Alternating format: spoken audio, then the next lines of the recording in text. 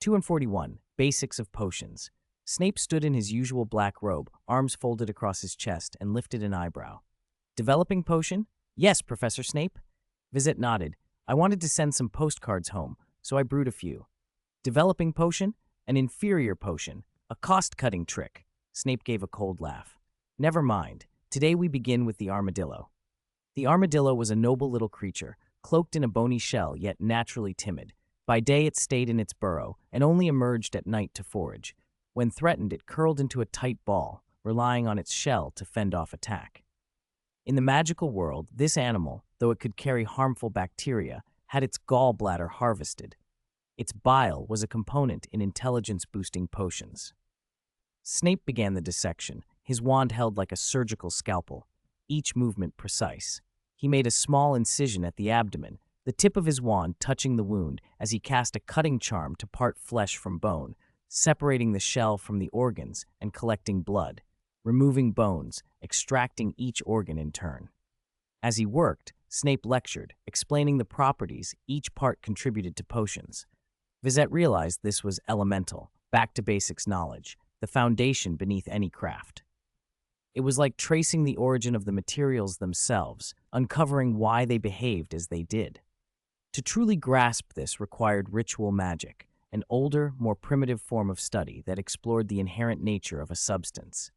It was a fascinating process, somewhat like the ancient practice of shenong, tasting herbs. Ancient wizards had discovered the first useful materials through direct experience and used them as mediums in ritual work. Once certain base materials were identified, they became reference points to categorize other substances. As more materials were examined, newly found items could replace earlier ones, and the rituals would be repeated to see which category they fit. It was an arduous cycle, corrected and refined through innumerable experiments to build an objective classification.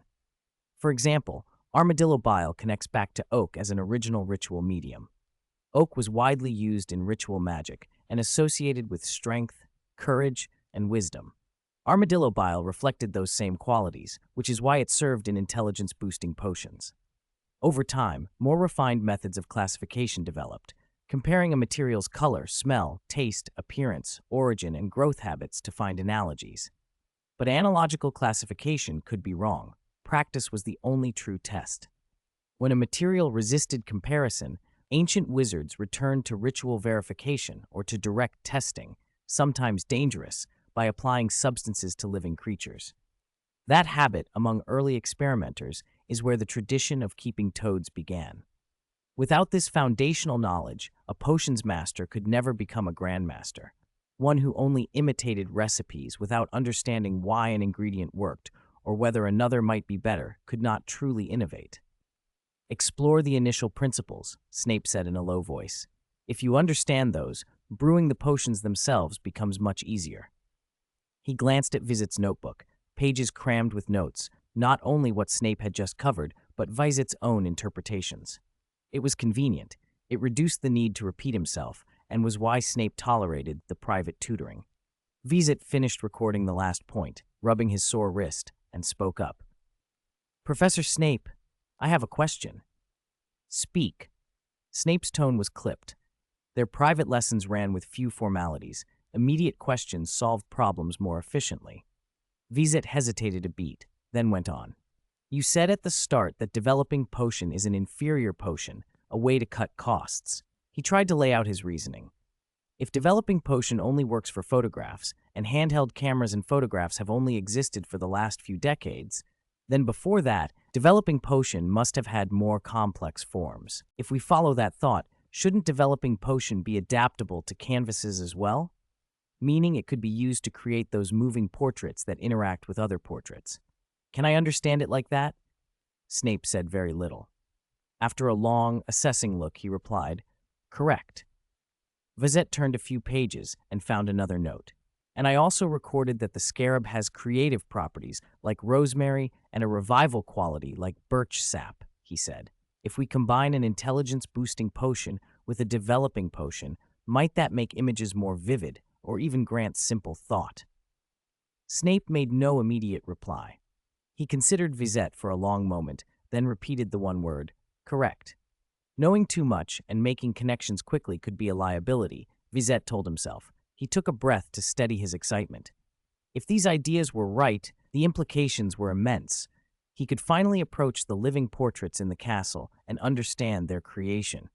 Snape added, almost casually, "For that, you would also need blending materials, something to forcefully combine the two potions in a crude but functional way." Vizette's curiosity spiked. The thought of learning the technique behind the castle's lifelike portraits thrilled him. He leaned forward, intent on every detail. At that moment, Snape gasped, an involuntary sound, and instinctively clapped a hand over his left arm. His eyes widened, disbelief flashing across his face as he stared at Vizette, hard, fixed, as if something he'd not expected had just come into view. 242. Patronus Charm. A moment before Snape gasped, Vizette felt something stir, a lazy, perfunctory flattery sliding into his mind, as if something were saying, "Yes, you're absolutely right. Yes, your sacred name will remain unspoken. No problem, I'll follow your wishes." The last time he'd sensed anything like it had been when he'd met Draco's father, Lucius Malfoy. Snape and Lucius had reacted in the same way, nearly at once, bringing their right hands over their left arms. Vizette rose quickly. "Professor Snape, are you all right?" he asked with concern. Snape didn't answer at once. His eyes were complicated, flickering between coldness and strain. His lips were pressed tight and his brow was knotted. Vizette felt a ripple of unease. He had never seen Snape wear such an expression. "You," Snape said finally, his voice wary, bleak, and cold. "What is the situation with your Obscurus now?" "Obscurus?" Vizette was momentarily puzzled but answered honestly. "I went to Sweden earlier. All the risks from the Obscurus have been eliminated." Snape exhaled sharply. "Prove it." Vizette nodded and immediately cast Primordial Force, Obscurus State Elementary, letting the black mist coil and swirl around him. As the first professor who had warned him how dangerous the outside world could be, Snape was someone Vizette trusted. Snape gripped his wand, eyes narrowing, and cautiously probed the fog.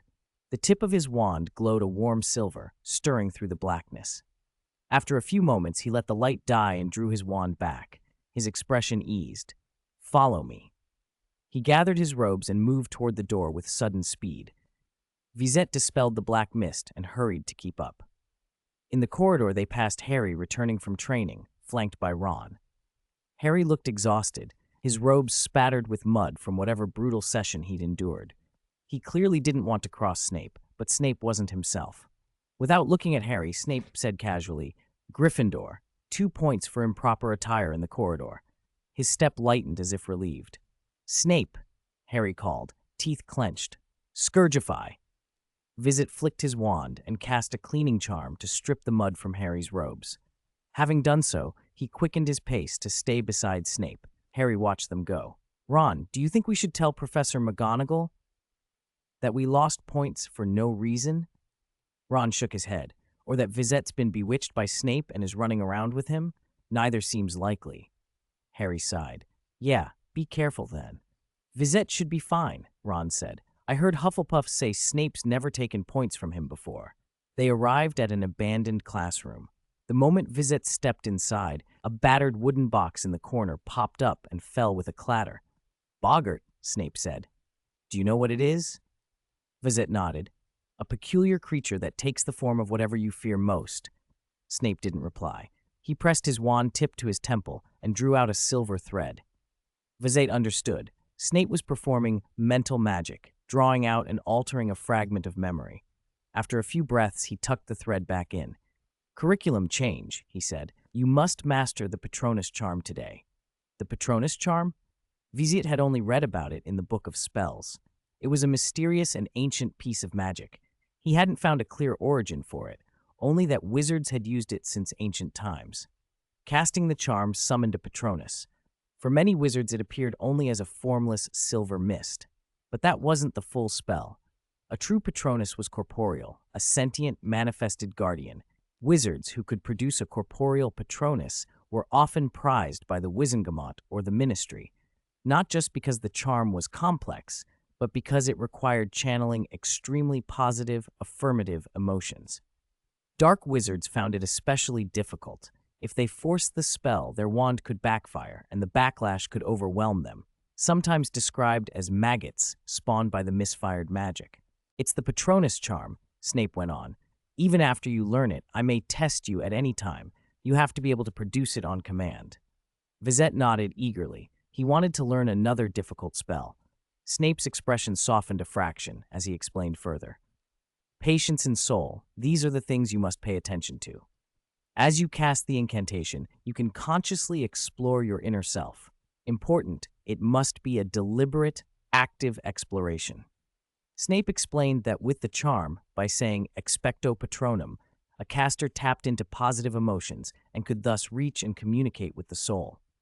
That insight was new to Vizette. The Book of Spells only suggested evoking happy memories to raise the success rate. Happiness was accessible and often the easiest route, but other positive emotions could work too. Love, for family, a partner, friends, was an especially powerful source. Gratitude, being deeply moved, hope, pride, optimism, sympathy, these too were valid. 243. Towards the soul. Among the students, a rumor had taken hold about Professor Snape. They said potions was not his first choice. He had really wanted the Defense Against the Dark Arts post. Perhaps Dumbledore thought a master of potions should remain in potions and denied the transfer. Snape's approach to potions was exacting. He had particular demands for handling ingredients and precise steps for brewing, and those methods worked, improving success rates. His wish to teach Defense Against the Dark Arts did not seem unreasonable. After all, the Patronus charm is an advanced, complex magic, and Snape claimed to have insights into it others lacked.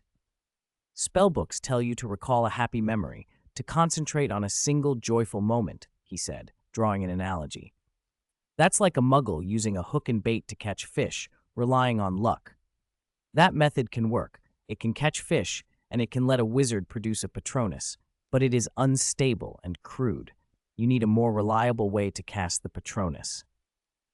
In a few crisp sentences, he contrasted the textbook method with his own understanding, demonstrating that he had as much command of Defense Against the Dark Arts as he did of potions. Snape's eyes sharpened with a rare pleasure. He seemed to enjoy explaining these things. Perhaps teaching anything tied to Defense Against the Dark Arts brought him more satisfaction than potions did. The method I will teach you requires a foundation of positive emotions. The more you can draw upon, the better, he said. These emotions won't just help you form the Patronus, they will help you understand your soul, stabilize it, and keep its purity intact. His tone hardened suddenly, cold and severe. He fixed his gaze on Vizette. Remember this, when you feel darkness creeping in, when evil thoughts threaten to consume you, a Patronus cast in this way can be your final refuge. The origin of the Patronus charm is lost to history, but its purpose is not. It is a charm of self-preservation. What good is a Patronus that cannot protect itself? When you are abandoned, a Patronus must be your last reliance. He frowned, folding his arms as if he had said too much. That is enough lecture. Begin the Patronus now. You should already know the textbook basics. Everything Snape had said so far was about understanding the Patronus, not about incantation tones or wand movements. He expected Vizette to grasp the concept. Vizette did not disappoint. Recall memories that bring positive emotions, draw a circle with your wand, let those emotions form the Patronus, and then firmly say, expecto patronum, he recited. Snape tapped a worn wooden box with his hand. There's a boggart in the box, but it will take the form of a Dementor. You must drive it away. Boggarts and Dementors were alike in some ways. If Boggarts fed on fear, Dementors fed on joy. One function of the Patronus charm was to repel Dementors. Vizette thought of the elves. What they craved was mockery, another kind of emotion. But there was no time for digression. He had to cast the charm. Because he had built a soul labyrinth inside himself, drawing on positive emotions was not difficult for Vizette. The hard part was using the Patronus to probe deeper into his own self. Understanding that, he raised his wand and drew circles in the air, calling up memories and extracting the positive feelings from them. Snape opened the box without expression. A withered, festering hand grasped the edge first and pulled itself free. Though it was still autumn, white frost crawled into the surrounding air, blooming like frost flowers around the box. The orange light from the setting sun dimmed, as if absorbed by the hand. Everything took on the pallor of a faded photograph. The Dementor poured out, snorting and gasping, cold rolling like a hunger that greedily sucked the remaining warmth from the room. It looked like a decaying corpse wrapped in a ragged cloak, almost Hagrid's height, exposed skin a ruinous gray. Its presence was oppressive. Snape stood with his hands clasped behind his back, utterly expressionless, as if he felt no fear. Vizette did not hesitate. He shouted, "Expecto Patronum!" He followed Snape's instruction, using positive emotions as a catalyst to push deeper inward. A sensation of weightless falling took him, as though the motion of the charm had been mirrored in his body, spinning and spinning. The spinning gave way to a flight-like state, drifting like a falling leaf through the air. Silver light spread, shielding him from the strange, colorful world beyond. Through that light, past scenes surfaced and dissolved in cycles. The positive emotions protected him, carrying him through layer after layer of obstacles toward his soul. The silver glow thickened, taking on the feel of a luminous film that clung to him. The strange world faded, and he heard a familiar, strange rustling. Vizette opened his eyes. The low light of sunset slid through the open window, turning the patterned stone floor orange. Outside, an old tree taller than the second floor shivered its few remaining leaves in the cold wind. Paint peeled from the walls, revealing the gray plaster beneath. 2 rows of iron bunk beds sat against the wall, each bunk with a thin mattress and a quilt whose duvet cover had yellowed with age.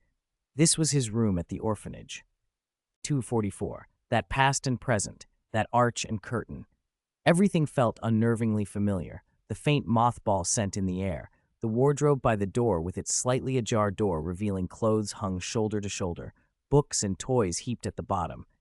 Newspaper-wrapped volumes, a wind-up frog with peeling paint, scratched marbles, unwashed beanbags. All the book covers at the orphanage had been wrapped by Vizette. His craftsmanship had been the best and his hands the quickest. He remembered it vividly. He tried to stand instinctively and nearly toppled from the wheelchair. Glancing down, he saw nothing beneath his pant legs. They swayed slightly in the draft. Am I back? Or was everything that happened before just a dream? He pushed the hand rims slowly, awkward at first. The chair moved until the rims struck the wall. He had forgotten to set the handbrake. He murmured Snape's words under his breath. When you feel the darkness, the Patronus charm can offer you final refuge. This is a magic to protect oneself. Vizette smiled faintly and looked at his empty pant legs again. So this is it, the darkness in my heart. And also, he thought, this was what he had been avoiding. He could endure school bullying, the cold stares, those were outside forces, but being unable to face his own flaws had been a shackle he had put on himself. It was an open secret at the orphanage. Children who stayed long enough often had some deficiency. Healthy children were more likely to be adopted. Cruel, practical adoption required a cost, and a child with a disability made that cost skyrocket. Learning had become his last resort, an almost pure goal that kept him alive. If he could rely on his effort alone, he could break the chains of his shortcomings and leave. That was why he had such a thirst for knowledge. In that moment, many things snapped into place. So this is the soul, he thought. Since I'm back, I'll make the most of it. He exhaled and felt the protective warmth of those positive emotions. He didn't need to solve anything grand just then. He only needed to face his past and review the life he had lived before transmigrating. Without past experiences, there would be no present self. Acceptance didn't seem as impossible now. His hands became more skilled on the rims, the wheelchair picking up speed, turning in graceful arcs he had once found difficult. Compared to the dull expressions of the other children, his faint smile as he moved felt a little out of place. In a sense, he was an anomaly, he thought, but their origins were the same. He remembered Ollivander's tale about the origins of wizards and muggles. The experiences of the two worlds seemed to be merging. When everything folded into one, the soul would naturally manifest. Vizette wandered the orphanage until night fell and then returned to his dormitory. On the desk lay a thick stack of test papers and reference books, the very papers and books he had used while studying for exams. This was the last stop, he thought. One moment he had been thinking about the exam, the next about surviving in a new world. I don't think I ever felt death itself, he mused. What is that like? I'm curious. He pushed the handrim and the wheelchair moved forward, stopping exactly in front of the test papers, neither an inch too close nor too far. A peace he had never known filled him. In that calm, he embraced himself, flaws and all, and picked up a pen, the same way he always had. He worked through the papers one after another until his vision blurred and flickered between light and dark, and yet he kept going, as he always had. Then everything went black. The darkness was not empty. An arch rose before him, ancient and ruined, its stones scored with strange runes, as if it had survived some great battle. The arch stood alone, unsupported, and yet it did not fall. Above it hung a tattered black veil, swaying and drawing closer. So this is what one sees before dying? Vizette kept his face calm and strained to take everything in. Even if he could not understand it now, he could ponder it later. Passing through the arch and the veil chilled him to the bone. The cold reached into him and seemed to pierce the soul. Beyond the veil, he glimpsed a gray world, and for the briefest moment, a skull. The skull seemed to look back, and the chill tightened around him as if something had attacked. The passage was too quick. Before he could make it out, the arch and veil vanished. The cold fled, replaced by a warmth growing from within, like a sun taking root in his soul, bringing a spreading, endless heat. Expecto Patronum, the incantation left his lips. Positive emotions burned bright, like a sun, and experiences flooded in. Memories of Headmaster Dumbledore beginning with that cluster of fire, memories of Luna beginning in the sunlit hospital room, memories of Professor McGonagall tied to the admission letter, memories of Xenophilius from that long night conversation. From each memory something bright and positive was drawn. A silver mist poured from the wand tip, coalescing into a sun-like form with a shadowy hint like an Obscurus. The boggart, taking the shape of a Dementor, let out a strangled shriek at the sight and stumbled back, tripping over its own long cloak. The silver mist pushed past it, slipping through windows and squeezing out cracks in doors and walls, as if it intended to illuminate all of Hogwarts and the Highland moors. The fading afterglow of the setting sun seemed replenished, and a soft warmth spread. 245. Riddle's Diary. Seeing the boggart collapse to the floor in such a pitiful state, Snape curled his lip and flicked his wand casually. Ridiculous! As if whipped, the boggart's Dementor shape dissolved with a sharp crack. In its place stood a tall, thin, skeletal figure whose skin looked whiter than bone, features blurred and wax-sealed, grotesquely twisted. The gaunt thing reached out awkwardly, clutching at its midsection, but it split in two, its upper body collapsing while the lower half remained eerily upright. Crack! The divided figure vanished, and the dilapidated trunk snapped shut by itself, still once more. A faint, mocking voice drifted. "Hey, Dark Lord!" A silvery mist passed through Snape, bringing an unfamiliar warmth. For a moment he was back in a kinder past. He could see a red-haired girl in the sunshine, feel the softness of grass underfoot. Something in him softened and warmed. Lily. He fought to keep his eyes open, to stop the tears from blurring that image. But they came anyway, almost instantly overflowing. Snape turned away from Vizette, hiding his face, and tried to summon some small charm to wipe the warm drops away with dignity. It was the first time in years he had clumsily fumbled over which spell to use.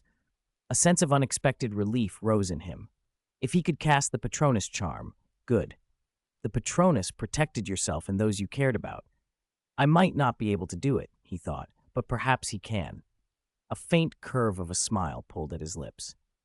Mr. Riddle, did you know? Yesterday when I came back to the common room, I saw Draco talking to Lovegood again. Pansy Parkinson lay against the headboard, a peacock feather quill in hand, writing in her diary. The nib traced a series of plump uncial letters across the page. When Draco came back, he still had a smile on his face. I asked him a few times, but he wouldn't say anything. I really don't see what there is to like about Lovegood. He's an obscurial. Who knows how long he'll live? Her black ink sat on the page for a moment before being absorbed, as if the diary itself drank it. Pansy, used to the book's peculiarities, pursed her lips and set it on her crossed knees. Even Professor Snape treats Lovegood differently. And Dumbledore, he actually came to my father's house to warn him because of Lovegood. Black ink seeped across the paper in a flourish, coalescing into elegant script. Pansy, I'm very happy you chose to share your life with me. You used to live so tiredly, always asking me study questions. I worried you weren't resting enough." Pansy flushed at the words. Her handwriting grew a touch messier. "Mr. Riddle, thank you for your concern. I didn't expect you to be so thoughtful. It's a lovely surprise." More script formed. "My home has many magical objects, including enchanted portraits, but none of them are like you. I'm truly sorry." "Pansy, you don't need to apologize to me. On the contrary, I should thank you. You are the first person to speak to me in so many years. I used to be so lonely, never meeting a kind young lady like you who knows how to use this diary." Pansy breathed in, widened her eyes, and pressed the quill harder, thus almost tearing the page. "Mr. Riddle, can you see me?" "I cannot see you," the diary replied, "but I can sense your nature through your elegant handwriting and polite conversation. Your handwriting must have been practiced, right? This script isn't easy. You must have worked hard, truly remarkable." "Yes, only you would praise my handwriting. Draco never says things like that, but he's very sweet, always has been since we were young. Of course, I trust your judgment. If you keep me close, it must be because of your unique insight." Pansy and the diary chatted on like that from afternoon into evening until the bottle of ink had dropped a notch. She twisted her aching wrist but refused to stop. What had begun as a casual use of a diary left on Draco's desk had become something else, a confidant, an older brother who understood her worries and lavished comfort and praise like honey. She sighed and wrote, "Mr. Riddle, I wish you could come out and let me see you." "Pansy, you are far too considerate. How could I not want to come out? There are obstacles to overcome," the diary answered. "Obstacles," Pansy wrote eagerly. "Mr. Riddle, what obstacles? What can I do for you? You've already done so much for me." "Seeing you say that moves me," the diary replied. "I need some life force. Do you know if there are any small animals at Hogwarts?" "Of course I won't touch the owls or the measles. Do you mean chickens? Are there chickens at Hogwarts?" "Chickens," Pansy frowned. "There's a gamekeeper, half-giant, I think. Hagrid. He's more like a servant of the school. He grows pumpkins and takes care of animals. He must have chickens." "Pansy, your memory is excellent. For my sake, you even tell me about people you prefer not to mention. Perhaps you could bring me a few chickens? I can teach you a charm that will gracefully strip their life force." "Graceful magic?" Pansy leaned closer, intrigued. "You mean they won't bleed? And I don't have to touch them with my hands?" "Of course. How could I let Pansy get her hands dirty? It's a simple spell. You need to relax for me to teach you properly." "Relax? How do I do that?" Pansy wrote without hesitation. 246. Blood and apparition. "It's simple. Put those beautiful trinkets aside for a moment and answer me this. I want to teach you a magic, all right?" Pansy frowned at the cursive in the diary, eyes flickering as she considered. She paused only briefly before taking off the silver necklace at her throat and picking up her pen, intending to agree to Riddle's request. Before she could write, a sudden warmth spread through the room, an impossible, sunlit warmth. The Slytherin common room and dormitories were built beneath the castle, with windows that looked out over the Black Lake. They were always cool and damp. Even in the height of summer, the air here kept a chill. Pansy wasn't the only one who felt it. The students in the common room looked around, puzzled, trying to find the source of the heat. Then, as if sucked into a vortex, the warmth slid away toward the girls' dormitory and vanished. Everyone shivered, bewildered at where it had come from. "Mr. Riddle, did you do something?" Pansy asked, suspicion flashing in her eyes. It felt as if the diary itself had snatched the warmth. Pansy's pen scratched across the page. "Pansy, I seem to be able to meet you sooner. All I need is a drop of your blood, and I can come out of the diary." "Blood? Will any animal's blood work?" she wrote back. "I don't wish to harm you," the diary answered, "but the blood will affect my appearance. If I use the blood of a pet, I may become." The sentence trailed off. Pansy hesitated. She was torn, but the idea of meeting Riddle in person was intoxicating. He had been a fascination for her for so long. She wanted to know what he truly looked like. "With a beautiful lady's blood, perhaps you could be better?" she wrote. "I think I can do it," she finished, and rummaged through her case for a letter opener. She pressed its tip to her thumb, gritted her teeth, and sliced. A bead of blood fell onto the diary, blooming like a dark red flower across the page. The diary drank it in and suddenly thrummed. Ink leapt from the lines and swirled around Pansy in silver-black ribbons before falling to the floor and gathering into a human shape.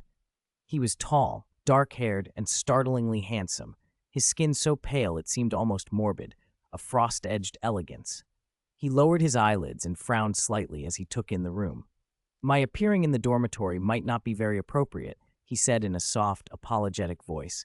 He bowed, graceful and old-fashioned. "But Pansy, I can't be too far from you. I'm very sorry. Can't be too far from you." Those words left Pansy briefly dazed. She jumped up, clutching the notebook and rushing to him. "Can others see you?" "It took most of my power just to reach you," he replied. "So no, others cannot see me."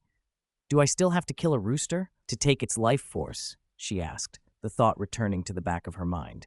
"Yes," Riddle answered with a faint smile. "I can return to the diary first and then find a secluded place to master this magic." Pansy frowned. "Then I have to think about it carefully." He smiled back, disarmingly calm. "Is there any place that's usually restricted? There tend to be fewer people there." Pansy's eyes brightened. "There is. I remember Dumbledore explicitly forbade students from going there last year." Later, a dark wizard broke in, and Harry Potter, that Lovegood, and a professor all ended up in the infirmary because of it. The words tumbled out of her, almost as if the blood had loosened her tongue. She didn't know whether it was the drop of blood or something else, but she felt like a leaking bucket, eager to tell Riddle everything. He nodded. "That sounds like a good place," he said, smiling. "Harry Potter, you've mentioned him before. He's the boy who lived, and he supposedly defeated you-know-who." Pansy sniffed. "Draco was humiliated by him last year. He's nothing special." Riddle's smile deepened at the list of names. "You-know-who, Harry Potter, Lovegood, a professor. Yes, that will be a good place. Next time you come to see me, use the Patronus charm."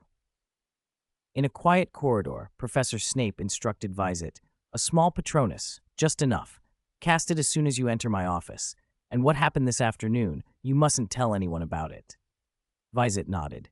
"Yes, Professor Snape, I'll remember." Snape's tone was different than usual.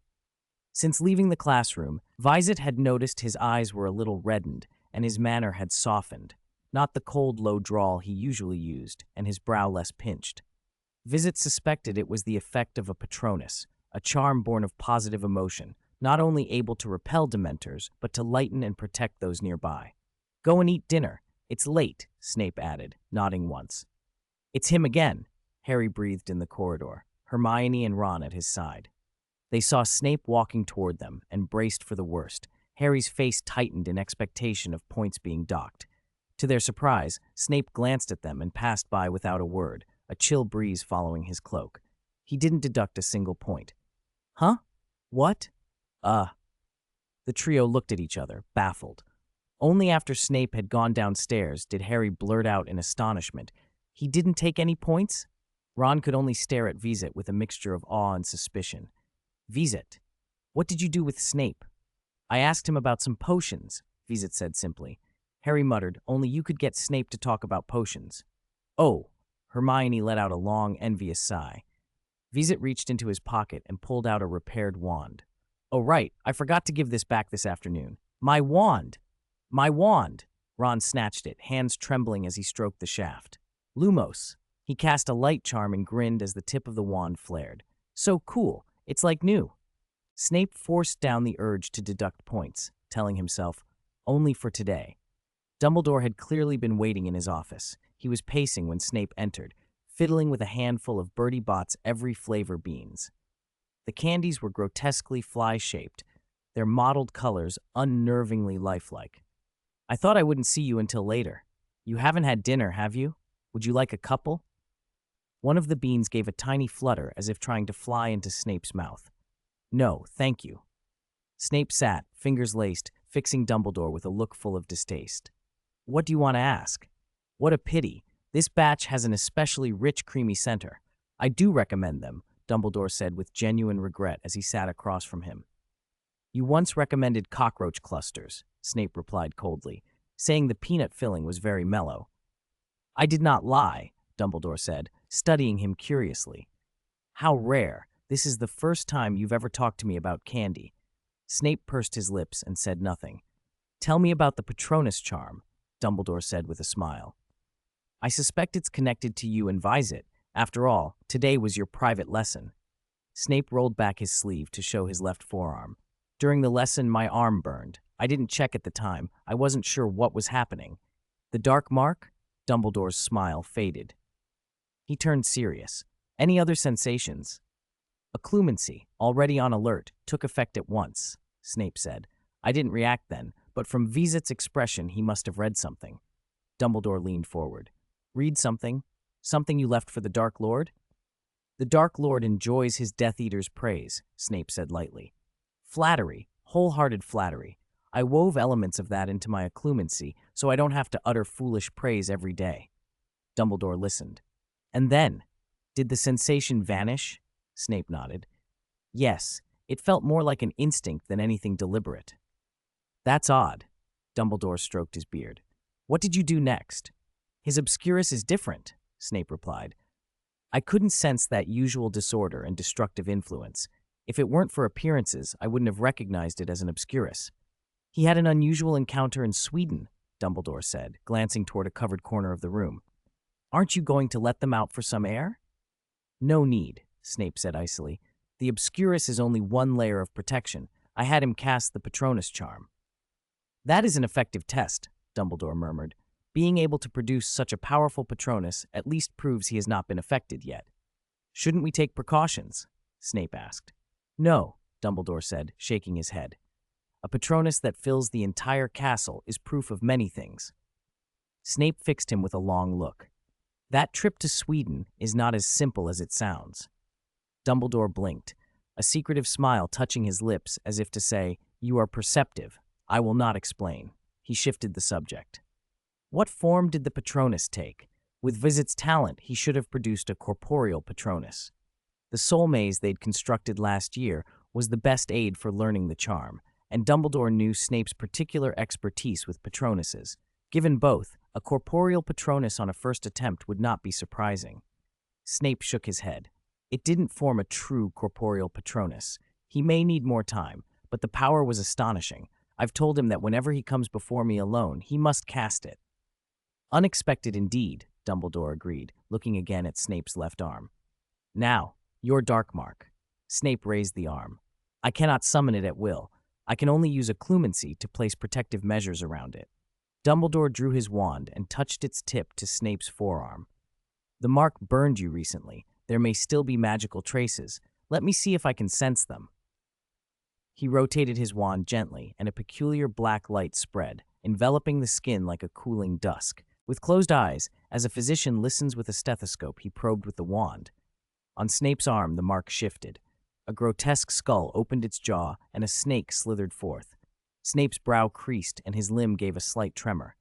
Dumbledore noticed, and let the black glow ease into a calm white light. As the white light washed over the mark, the image faded. Do you perceive anything? Snape asked. Yes, new things. Dumbledore withdrew his wand. Now I understand how Lord Voldemort can locate you through the dark mark. The dark mark is like a keyhole, he explained. Lord Voldemort is the lock. When a Death Eater presses the mark, it's like turning a key in that lock. Voldemort, as the lock, senses it. Silence fell between them for a while until Snape broke it. Is that all? Yes, Dumbledore stood. Vizette is fine, you may rest assured. Snape crossed his arms. I am concerned only for my own safety. Right, you are safe, very safe, Dumbledore agreed, and they left the office. Back in his own, Dumbledore sat and twirled his wand thoughtfully. To be able to remain like that and still function, could it be? He murmured, completing his thought aloud. If that's the case, it would explain many things. No wonder Lord Voldemort advanced so quickly. After dinner, Vizette and Luna didn't go back to the common room. They took another corridor up to the astronomy tower. Hogwarts' highest tower, where astronomy lessons studied the sky, was Luna's idea. She wanted to show Vizette what she'd discovered after a week of observations. It was September, and the nights in the Highlands had already turned sharp. The wind felt colder at the top of the tower. Tonight the sky was clear, stars glittering mischievously, and a not quite full moon hung above the castle. Vizette did a quick mental calculation. He had less than a week to prepare for the first step of animagus. "I've found Europa. Come look.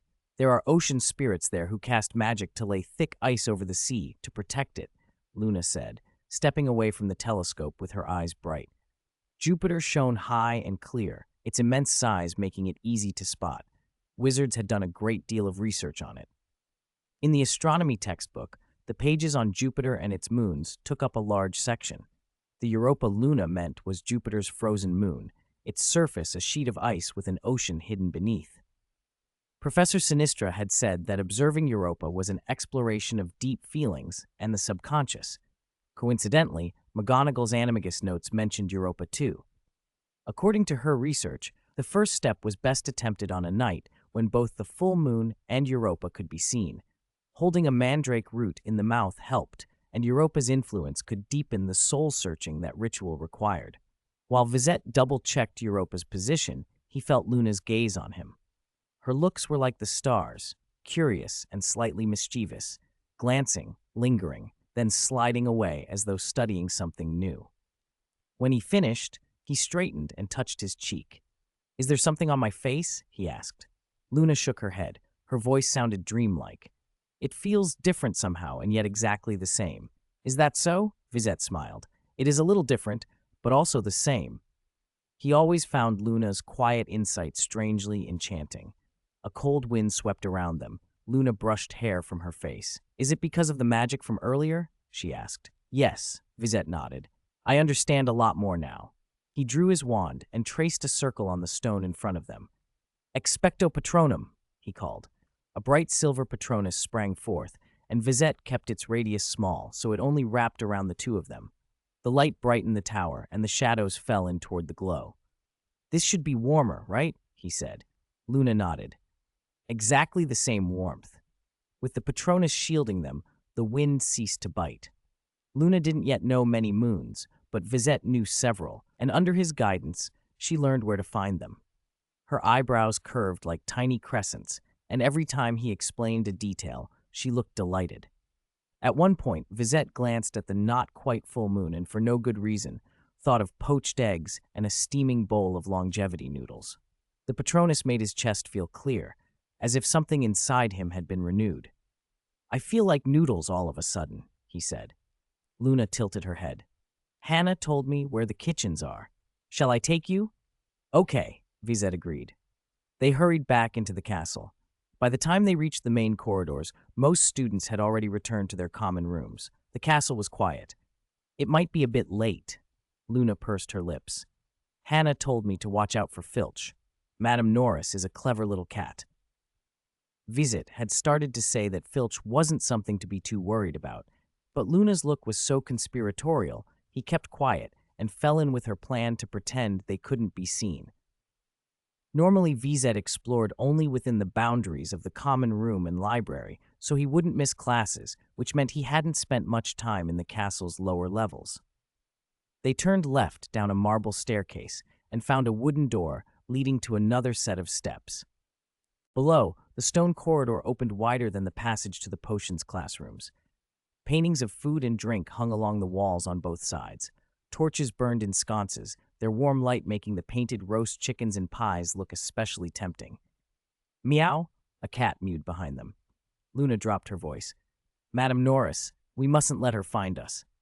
Vizette began to explain. "Actually, but Luna was already smiling. "She's almost here, run!" Madame Norris's meows grew closer. Luna grabbed Vizette's hand, and they dashed for a large oil painting, hearts pounding until it felt like they might burst. Their cheeks were flushed the same bright red beneath the torchlight. Luna glanced back to make sure the cat hadn't caught them, then pressed herself against the wall opposite the painting and tried to slow her breathing. Vizette leaned nearby, chest heaving, feeling a rush of exhilaration. He understood, in a small way, why Fred and George loved sneaking around at night. There was something addictive about the cat-and-mouse game with Filch. "Madame Norris, did you find students out of bounds?" Filch's voice came, higher than usual with excitement. "Where are they?" "Meow, meow, meow."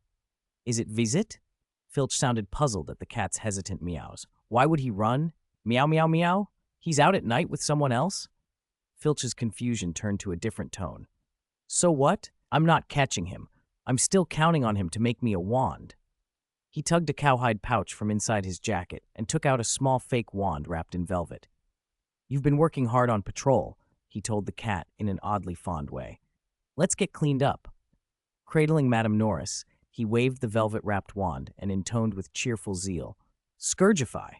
They probably didn't follow us, Luna exhaled, pushing her sweat-soaked hair behind her ear. That was a close call. Vizette smiled faintly at the look of relieved joy on her face. Yes, we almost got caught by Filch. It's here, Luna said, staring at the huge oil painting before them. Let me think, which fruit did Hannah say it was? Like the other portraits that lined the stone corridor, this one showed a large silver bowl piled with everyday fruit. Luna's finger landed on a large emerald-green pear. She tickled it.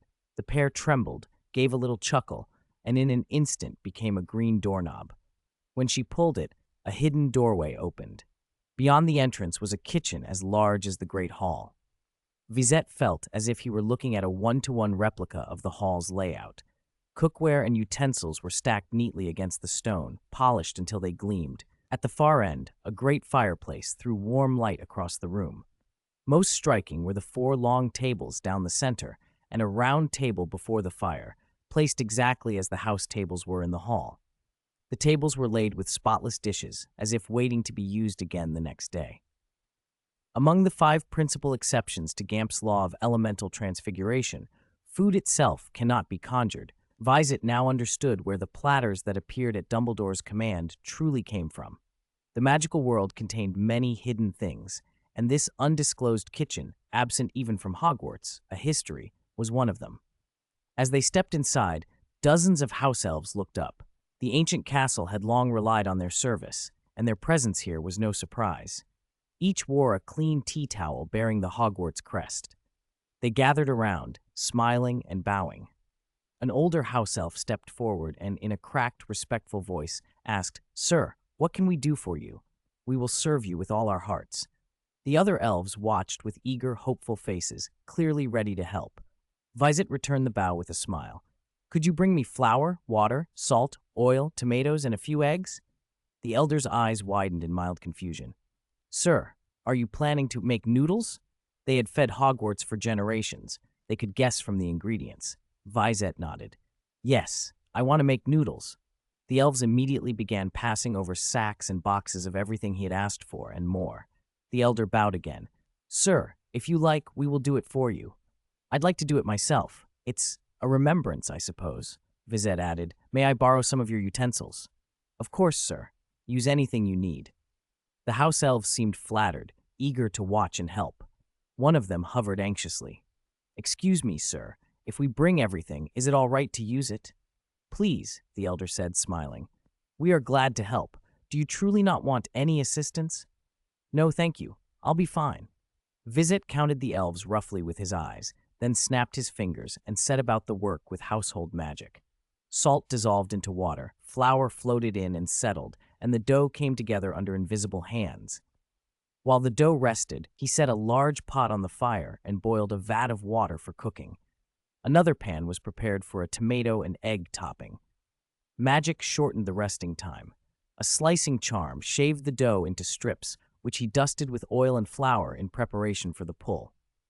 Luna watched, mesmerized. Even the elves, who were fast and skilled cooks, widened their eyes at his method. They typically rolled dough into thin sheets and cut them by hand. The pulling step was foreign to them, and would have been awkward and liable to breakage if done purely by hand. With Vizette's magic, though, everything moved smoothly. The dough strips danced and stretched, becoming long, even noodles. At a flick of his fingers, the strands overlapped in the air like ribbons before plunging, like dragons diving into the sea, into the boiling water to tumble and cook, and then flew into waiting bowls. The tomato and egg topping was ladled over each bowl in turn. When he finished, Vizette tapped his wand and called, Scourgify! The kitchen gleamed again. He looked up at the elves. You must be very busy at night, cleaning this castle. The elder's voice went hoarse and tears started to form. Kind sir, those are things we should do. You've worked hard tonight. Why don't you all have some? Vizette invited. He picked up a small bowl and handed it to the elder house elf, then took one for himself. with an extra soft poached egg, and handed one to Luna as well. Luna's eyes were gentle. "Today must be an important day," Vizette smiled. "It's a day for noodles. I'll remember it. I will never forget this day." Luna blinked. Earnest. He nodded. Sometimes the unspoken understanding between them was enough. Vizette broke into the soft poached egg. The yolk was just set, with a faint sweetness. The taste carried him back to the first time he had eaten longevity noodles. The sweetness of that egg mingled with a sweetness in his memory, overlapping until the two were indistinguishable. 250. Memories of Helga Hufflepuff. After finishing a bowl of noodles, Vizette lingered in the kitchen with a practical mindset. While he was here, he might as well clear the mental fog around the map and gather some ancient magic power. As he paced, an elderly house elf appeared, clutching a dragonhide notebook so large it nearly hid his whole body. "Kind sir," the elf said, bowing. "Could you leave the magic you just used on this? We'd like to record it." Vizette peered at the book. "I only used some household magic and a bit of experience to make those noodles. Can that be recorded?" "Of course.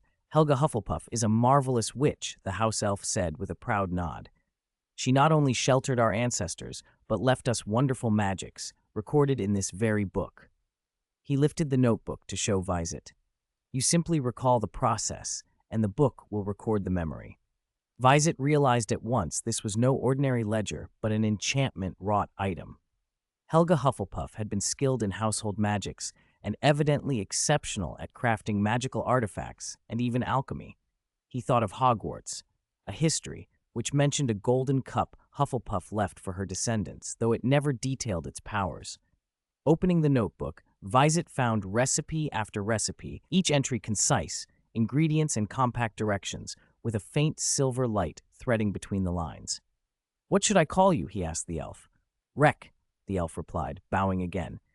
"Kind Rec?" "Vizette," he answered, offering his name. He tapped one of the recipes.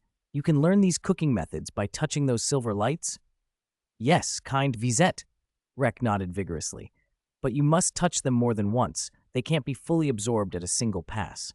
When Vizette pressed a finger to a recipe, a brief scene flashed. A middle-aged woman bustling at a stove, fire and oil colliding as she prepared a confit duck leg. The vision faded, and he found he had picked up some of the technique. With his command of household magic, one more look would let him master it. The notebook was even more wondrous than he'd imagined.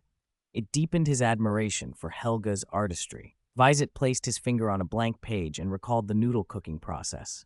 The page glowed silver, and the ingredients and method formed a neat script.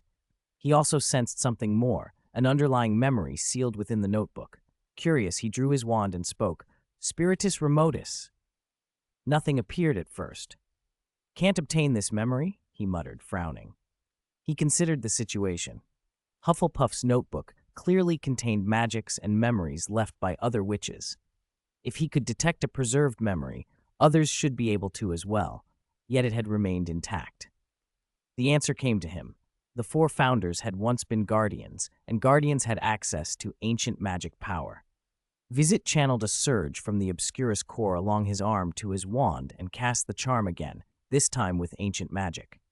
A silver-blue thread unfurled from the notebook. Rec's face went pale and anxious. "Kind Vizette, is something wrong with the notebook? Are you hurt?"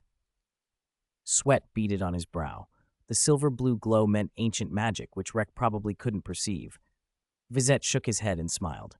"No, I've recorded the noodle recipe for you. Take a look." Rec didn't examine the book himself, but bowed deeply in thanks. "Vizette, thank you for your generosity. You're always welcome in the kitchen." "Thanks," Vizette said. He knew these recipes were a form of magical knowledge, and he intended to learn as many as he could. Household magic often informed other disciplines. It was late, though, and classes resumed in the morning. To avoid putting off their studies, Vizette and Luna left the kitchen. As they went, the house elves pressed a bag of small treats into their hands. Luna looked at the delicate cookies and smiled. "They're so cute, like sunshine pouring into a great forest." Vizette agreed. "No wonder Hannah and the others are so warm." A new week began. In the greenhouse, Vizette picked a leaf, trimmed it to the size of a mandrake leaf, and adjusted to life with the tiny scrap tucked in his mouth. It was harder than it sounded. At meals, he had to be careful where the leaf sat. One careless bite, and he could chew and swallow it. In class, he risked spitting it out while speaking. During his afternoon nap, he woke choking when the leaf shifted and lodged in his throat. Anthony noticed and asked, curious, "Vizette, what's wrong with you? Why are you suddenly chewing leaves?" Before Vizette could answer, Michael offered, "Maybe he's trying to give us more chances to answer questions." "Ravenclaw instincts," Anthony added dryly. "He's just making things harder for himself." The others nodded in agreement. Michael went on, "But don't go easy on us in potions. No one explains things as fully as you do, and Professor Snape won't hesitate to dock points." 251. Warm Care. After several days of practice, Vizette had almost stopped being bothered by the leaf in his mouth. He'd learned to use a levitation charm to subtly steady it, which made speaking and eating far easier and kept him from unintentionally spitting it out. He only needed to cast the charm when he opened his mouth so the leaf would float and not interfere with his tongue. It looked odd, though, and whenever Ravenclaw students saw it, they would ask, with genuine concern, whether he'd been poisoned and if he needed to see a professor. It wasn't just Ravenclaws who fussed. Hermione and Harry both suggested a bezoar.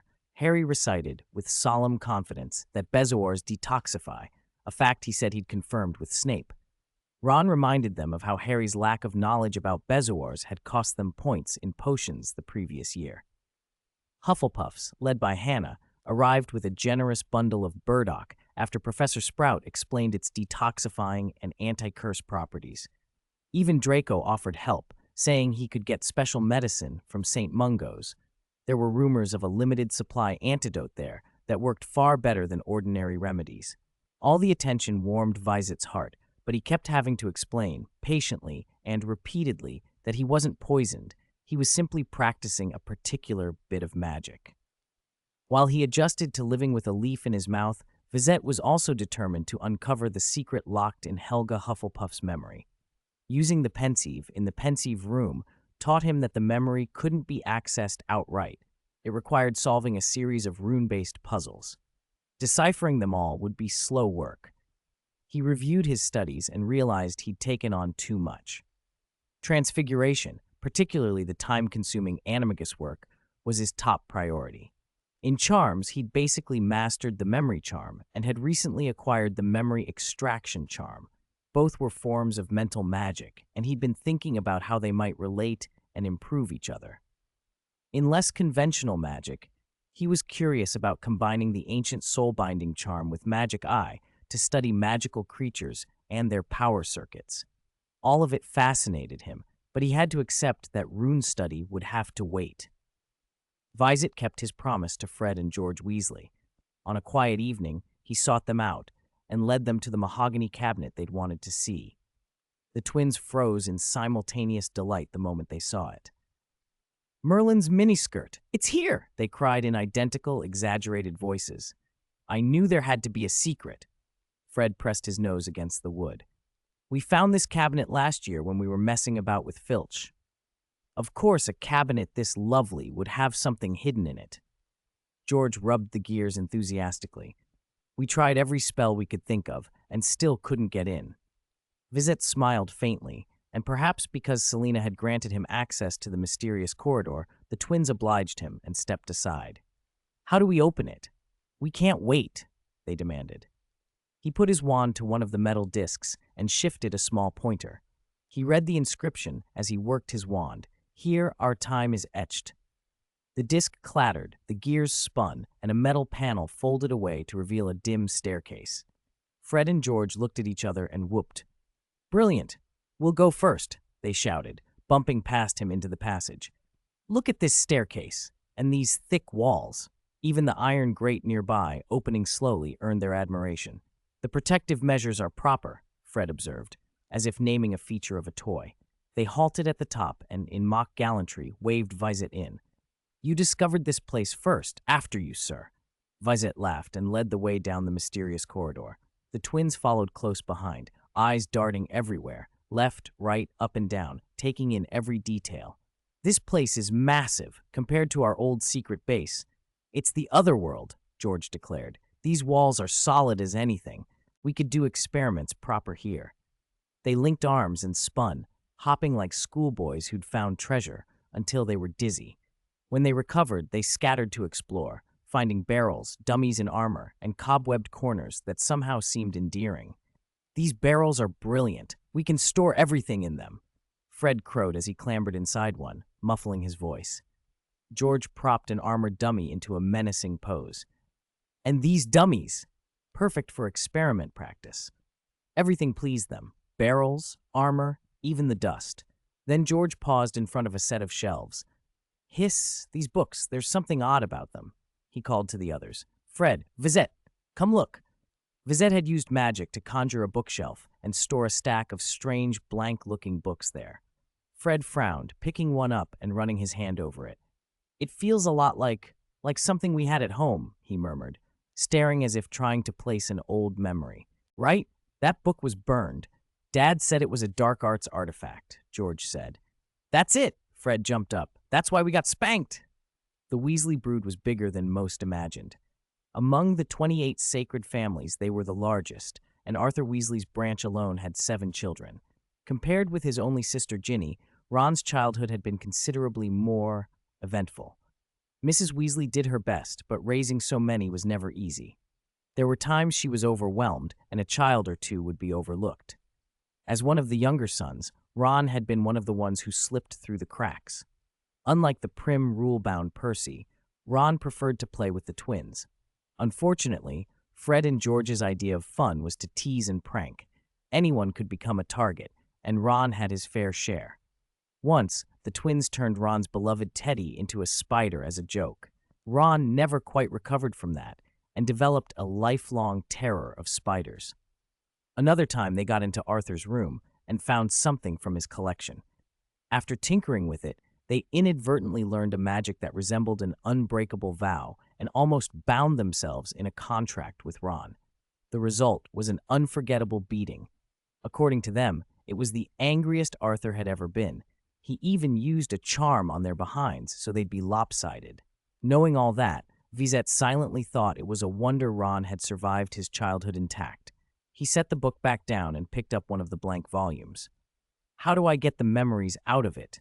he asked. He tried his magic eye, but it revealed nothing. The books clearly had protections. Since Fred and George had handled similar things, asking them was the best plan. "Burn it," George said, rubbing the cover. "That'll lift that layer of protection. That's what we did."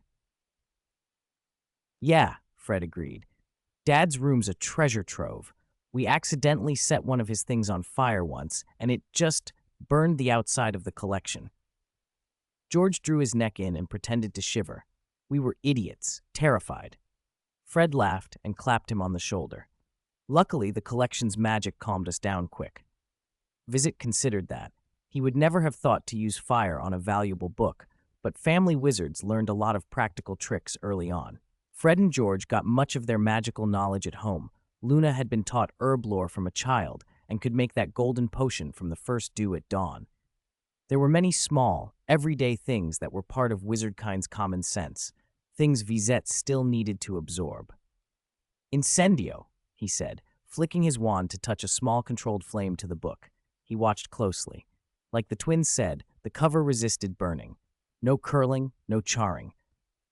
After a few breaths, the outer flame shivered oddly, and thin gray smoke drifted up. Vizette snuffed the flame. Fred and George held the book, frowning. "It's different than last time," George muttered.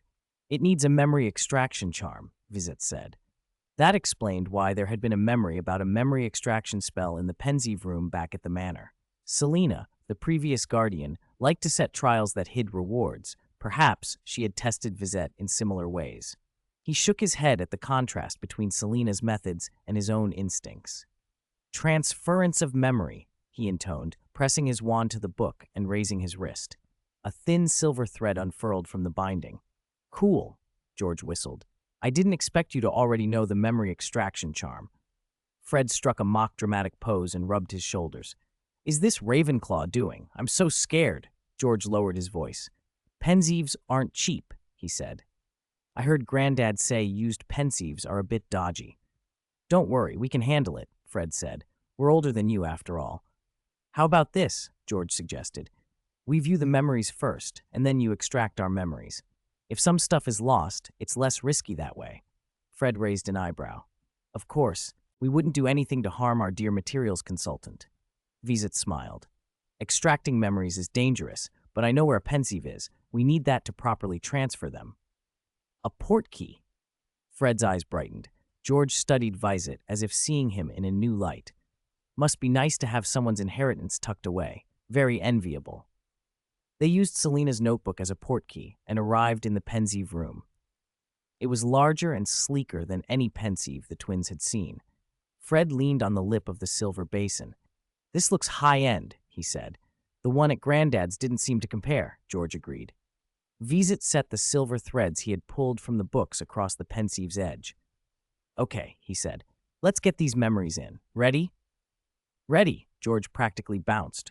253, the memory of the weird Wendelin. Immersing himself in the pensieve, Vizette felt the familiar, pleasant sensation of weightlessness wash over him. He drifted through the silver mist and fell until he was fully inside the memory. Oh, this feeling is wonderful, the Weasley twins exclaimed together. Fred cocked an eyebrow and grinned. Remember this feeling. It's a bit like dreaming, isn't it? George was all smiles. Exactly. I have an idea. A magical item that makes you daydream. Brilliant, right? They high-fived. Perfect for slacking off in class. Though boisterous, their excitement did not disturb the memory's protagonist, a witch in a wooden cottage. She sat on a wooden chair, wand in hand, shaping mud into a teacup. Vizette noticed that her technique hovered between transfiguration and spellwork, a sign of deep magical skill. After forming the shape, she picked up an engraving knife and carefully carved letters into the clay, filling the grooves with some fine powder. She touched the powder with her wand and chanted, "Chop and chatter." Under her magic, the powder condensed, was covered with another layer of clay that hid the engraving, and then the piece was fired. The finished clay cup emerged as if by trickery. Even the Weasley twins, normally irrepressible, watched in silence, every expression focused. The witch changed her appearance. A plain long dress replaced her robe, a ruffled apron was tied at her waist, and her pointed hat became a simple headscarf. From her clothing and the sparse furnishings, the memory placed her in the Middle Ages. She stepped out onto a cobblestone path toward the village square. Around the square, villagers crowded in circles, craning their necks toward a makeshift execution platform in the center. A thick wooden stake stood there, a gaunt, unconscious girl bound to it, piles of firewood ready. Vizette and the twins exchanged looks and instantly understood the scene. A witch trial and execution. The disguised witch moved quickly. She took the place of a servant, swapped the original teacup for her enchanted one, poured a cup of herb tea, and brought it to the magistrate on the platform. He was agitated, wildly reading out the accused girl's crimes, casting dark arts to curse the village, bringing drought and mysterious livestock deaths. The crowd, incited, hurled mud and stones at the bound girl. A few villagers hesitated, trying to protest, but they were drowned out and pushed away. The witch followed the executioner onto the platform as he held a torch. With a smile, she handed the tea to the magistrate. In his face of certainty, the rim of the teacup sprouted teeth that clamped onto his nose and would not let go. Chaos erupted. Militiamen seized the witch and bound her to the platform as well.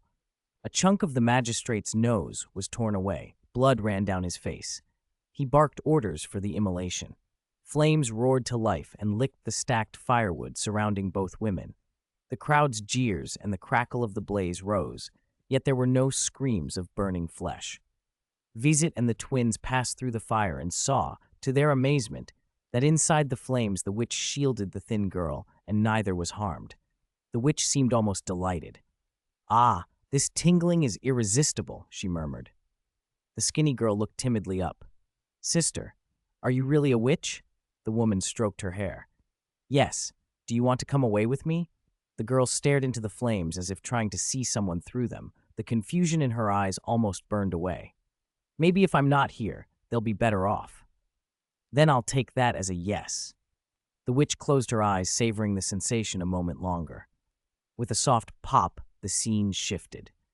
The village square and the execution platform dissolved and were replaced by a lakeshore, and in the distance a great castle rose, the familiar silhouette of Hogwarts. The witch and the skinny girl walked into the castle, and Vizette and the twins left the pensieve. Fred rubbed his eyes and beamed. The process for making a nose-biting teacup, that's practically a trade secret. Yes, Vizette, George said, nodding. Where did you find a place like this? A pensieve and memories like that? Vizette waved a hand, sounding a little bemused. I'm not entirely sure. They seem very keen on riddles. While the twins were already plotting ways to replicate the teacup, Vizette found himself absorbed by the history. This memory matched what he had been studying in history of magic. Gwendolen the Weird, a witch who delighted in being burned. She had endured immolation at least 47 times, disguising herself in many guises to enjoy the spectacle while rescuing magically talented victims of Muggle persecution. From the memory, he could add that she brought those rescued children to Hogwarts to train them. A new question nagged at him. How had Selena obtained a memory from Gwendolen, a witch who had lived at least 5 centuries ago? How had the memory been extracted? Vizette left a message in Selena's notebook, listing his questions. Her reply was quick and typically terse. Not yet. Fred clapped Vizette on the shoulder. Vizette, are you interested in making magical items? George clapped the other shoulder. Now that we've got this secret, we can strike while the iron's hot and make a nose-biting teacup. Vizette nodded. Absolutely. Fred smiled broadly. Good man, but your position might need an upgrade. George agreed. You could work toward becoming a partner. 254. How to make a nose-biting teacup. Fred and George's knack for creating magical items ran in the family. They had found relevant books in Arthur's room. Their father had studied magical objects too. Even the Weasleys' flying car was powered by techniques passed down through generations. In the Burrows' sitting room, there was another family heirloom, a very peculiar clock. Its face had 9 golden hands, each engraved with the name of a family member. The clock didn't tell time. Instead, it indicated locations or states: home, school, work, and it could even warn of danger. At the 12 o'clock position, in blood-red letters, it read, Mortal Peril. Fred and George liked to joke that when they once tried to trick Ron into swearing an oath like the unbreakable vow, the hand with his name swung straight to that warning. Arthur had taken the clock with him when he moved out from the ancestral home to set up the burrow, a sign that the Weasleys had real skill in creating magical objects. Most of the family didn't pursue it professionally. Bill worked as a curse breaker for Gringotts, Charlie studied dragons in Romania, Percy aimed for the ministry. Only Fred and George wanted to develop personalized prank items using the family techniques. Vizette's copy of Grindelwald's notebook contained methods for crafting magical objects too. The notes described using alchemy to produce specific magical powders and then binding those powders to an object with transfiguration, precisely Vizette's strongest branch of magic. Here and there, the pages revealed the extraordinary ambition and talent of Grindelwald and Dumbledore, who had once aimed to change wizards, muggles, and perhaps the world itself.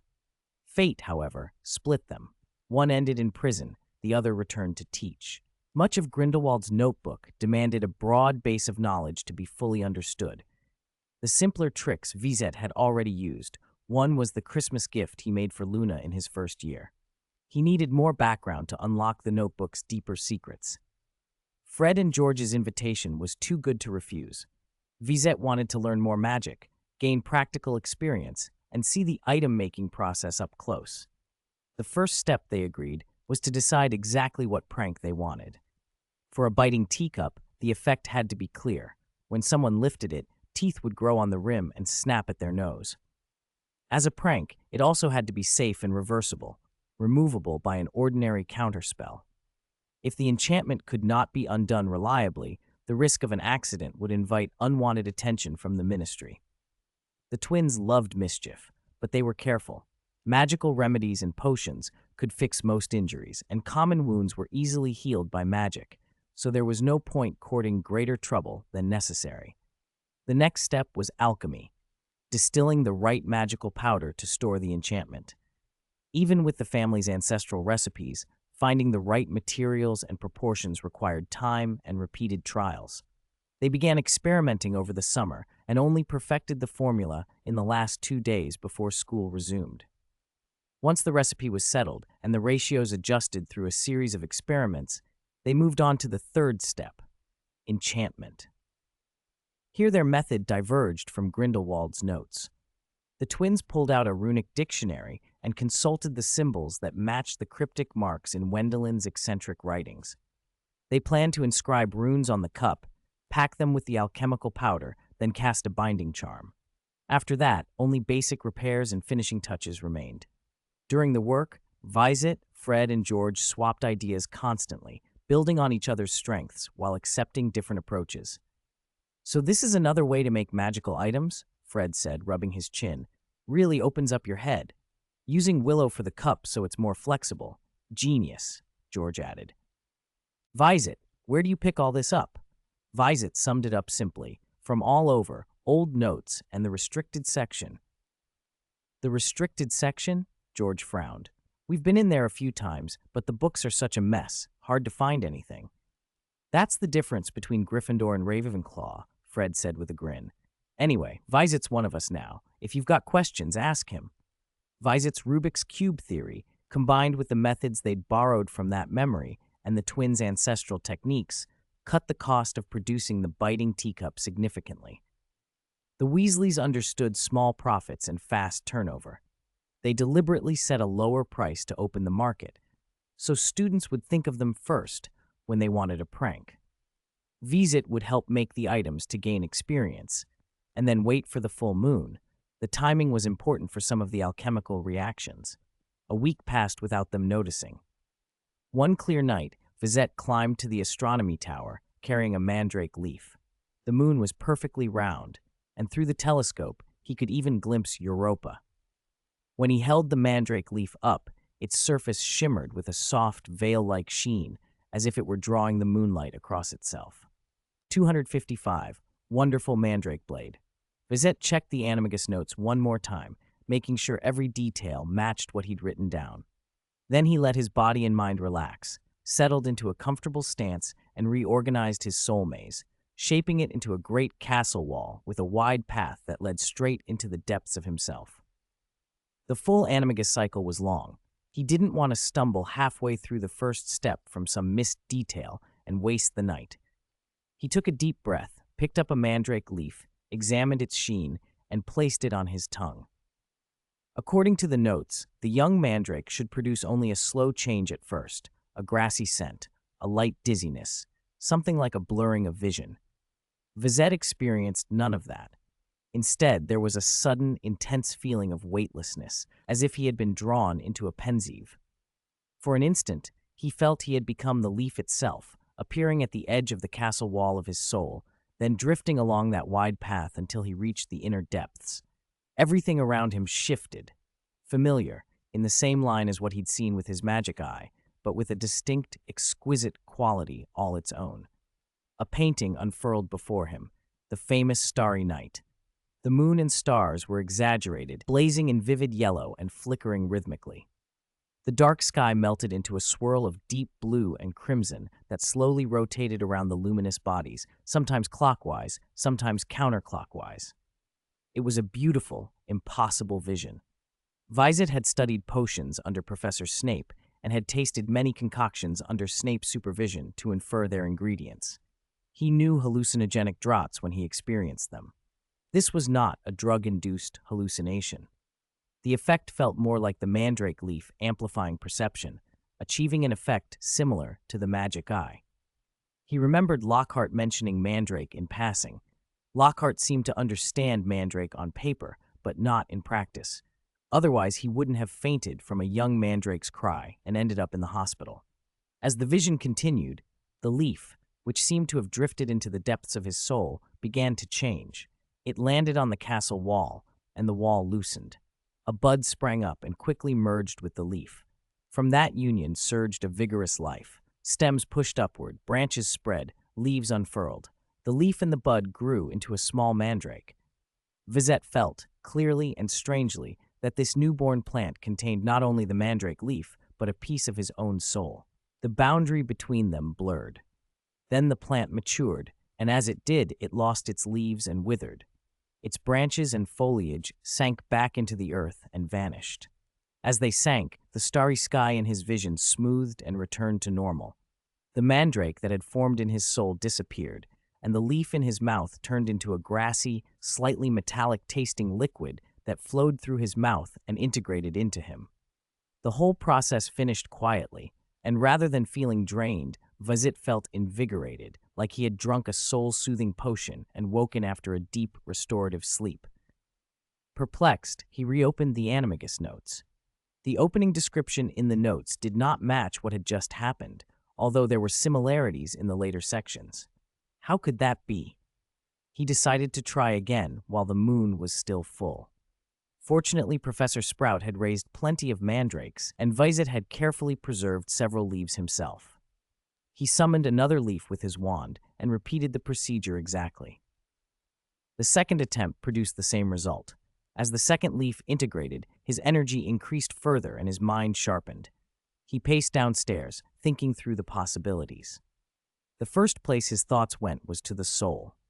Animagus is ritual magic. It calls for many materials and long catalysis to protect oneself and to gain an understanding of the soul. Only by truly knowing and anchoring one's soul could a wizard most reliably avoid losing it and ending up a half-human, half-beast. Convinced he needed counsel, Vizette returned to the castle and knocked on Professor McGonagall's office door.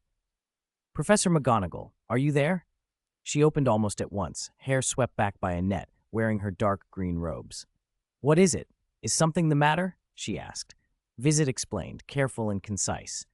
"I hope I'm not disturbing you," he added.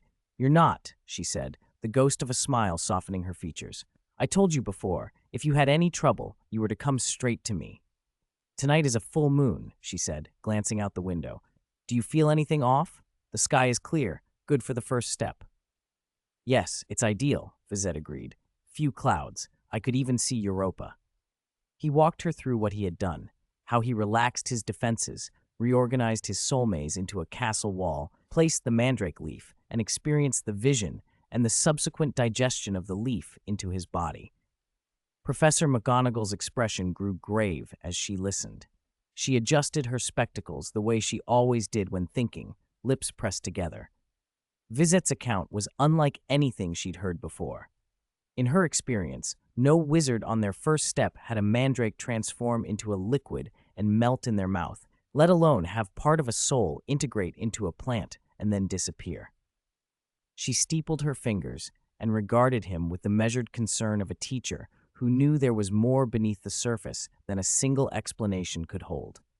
Professor McGonagall, drawing on her professional experience, offered an immediate explanation. "Vizette, you already gained an understanding of your soul through Patronus Charm.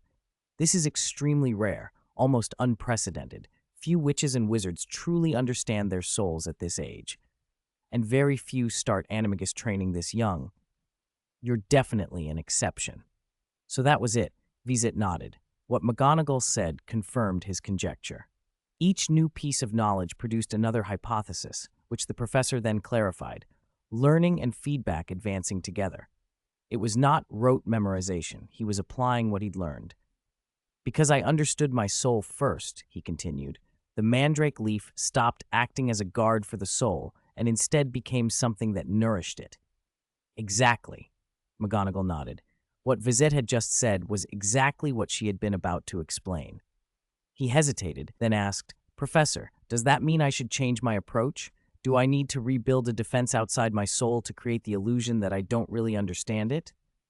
"Rebuild a defense outside your soul?" McGonagall blinked. "Did you learn occlumency from Professor Snape?" Vizette shook his head.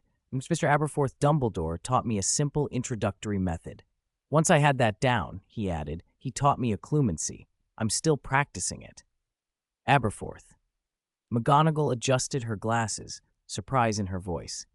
She had not expected Dumbledore to ask Aberforth to teach the soul maze.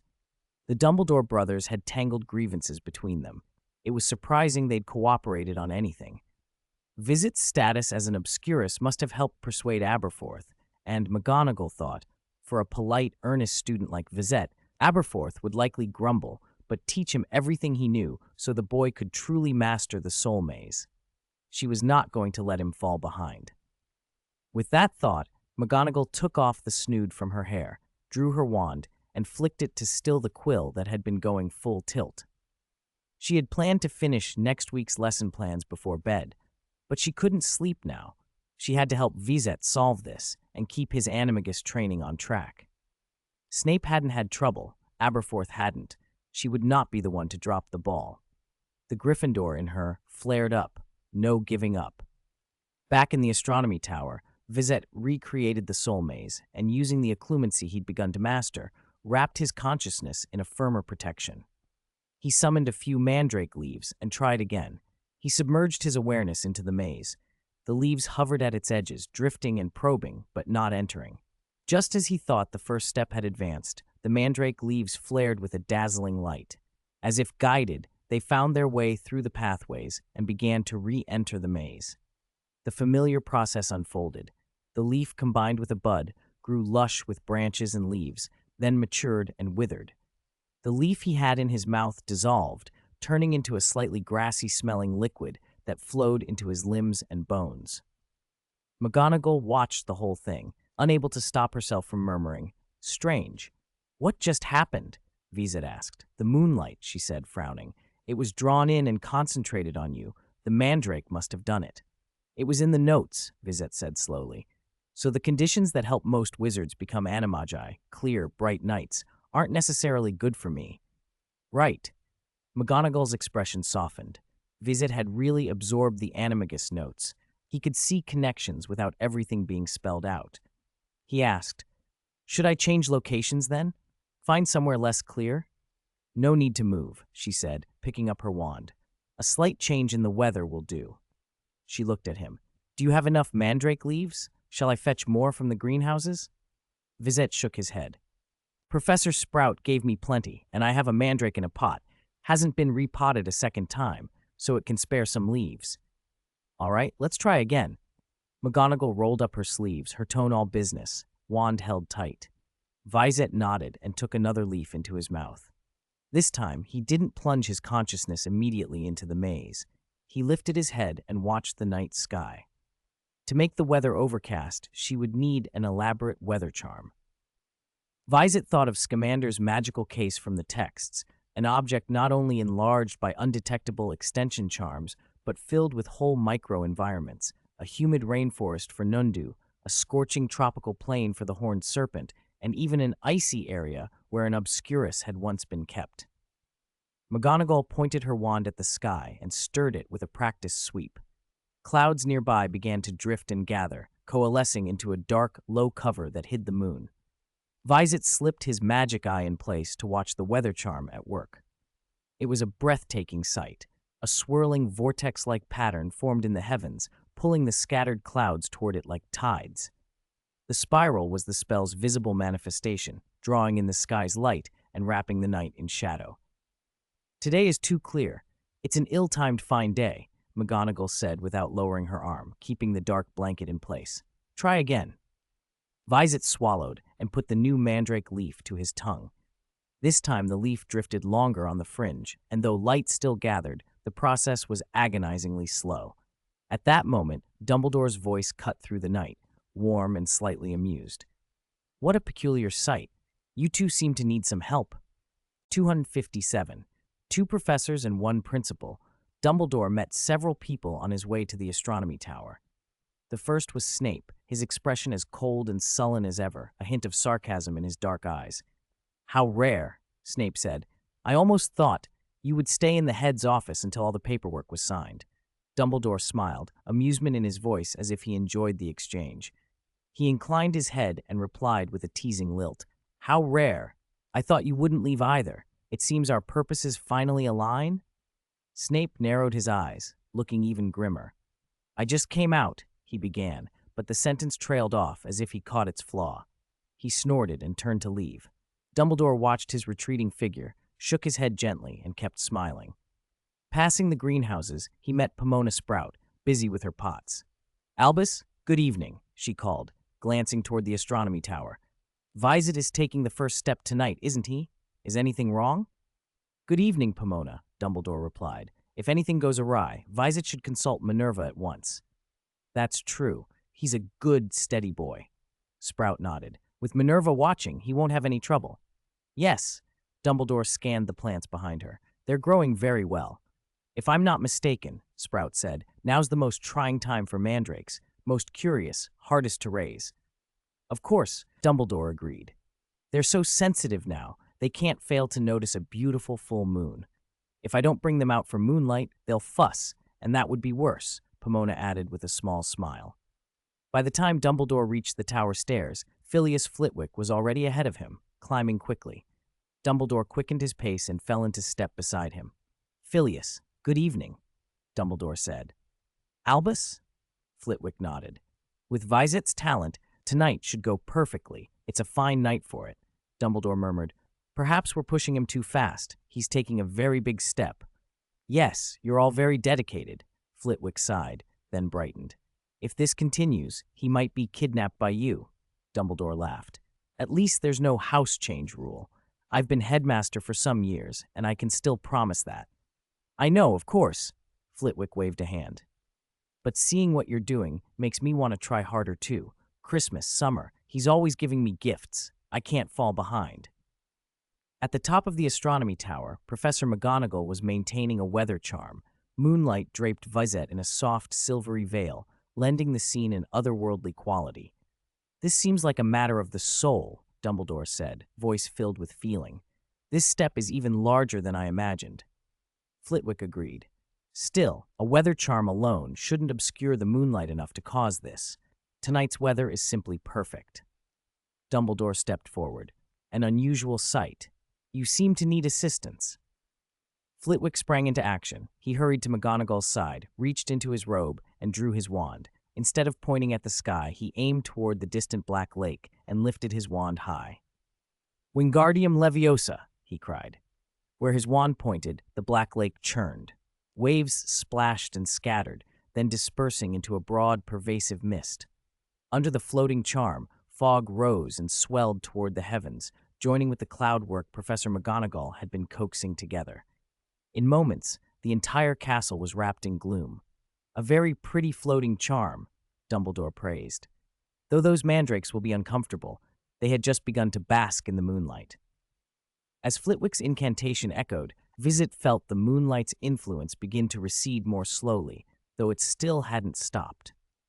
Dumbledore, in the center of the tower with wand in hand, murmured an incantation and completed his spell. Suddenly, everything nearby seemed to shift away, the castle, the darkened sky, moving as if they were distant objects being carried off. An excellent, undetectable extension charm, McGonagall commented. If this doesn't work, then we'll truly have to try another night. To those watching from the ground, the astronomy tower showed no external change. To magic, however, it had been extended to an immense distance from the rest of Hogwarts and the night sky, weakening the moonlight's power. The combined efforts of two professors and the headmaster left Vizette feeling as if he were dreaming. He was dizzy, the result of those grassy-smelling tonics he'd been given earlier, but not enough to cloud his thoughts. As the moon's magic dwindled, the mandrake leaf finally slid free of the soul labyrinth. The leaf's edges curled inward, folding along the veins until it formed a slender, needle-like shape. Vizette hovered in a strange, half-conscious state, caught between soul and body, and he felt the prick of that needle-like leaf against his oral cavity. The soul labyrinth glowed softly, seemingly drawn to the mandrake leaf. It was releasing beautifully layered emotions, a gentle radiance that wasn't one-sided. The mandrake leaf, through its curled form, was also releasing its own magic circuit and forming a connection with the labyrinth. Vizette savored the sensation. The exchange felt exquisite, and a sudden flash of insight struck him. He remembered the herbology lesson he'd recently attended. Through his magic eye, he had seen the magic circuit of a young mandrake leaf, a complex, nail-like pattern engaged in a slow exchange of signals with the root tuber. The present connection was the same, leaf to labyrinth, labyrinth to leaf, an exchange of feeling and power. The nourishment from the grassy-smelling liquids earlier had cleared his mind. Thoughts flowed like a spring. A sharp clarity filled him as he realized more and more the potency of the magic eye. 258. Magic eye. Even for a wizard, discovering a pattern in magic usually meant reverse deduction and endless experimentation. trial and error, testing and retesting, until a reliable pattern could finally be induced. It was often a long, grinding process. Vizette had come to understand that well in Snape's private lessons. He knew how laborious and painstaking such an investigation could be. The magic eye, however, bypassed much of that. It allowed one to observe the pattern itself directly.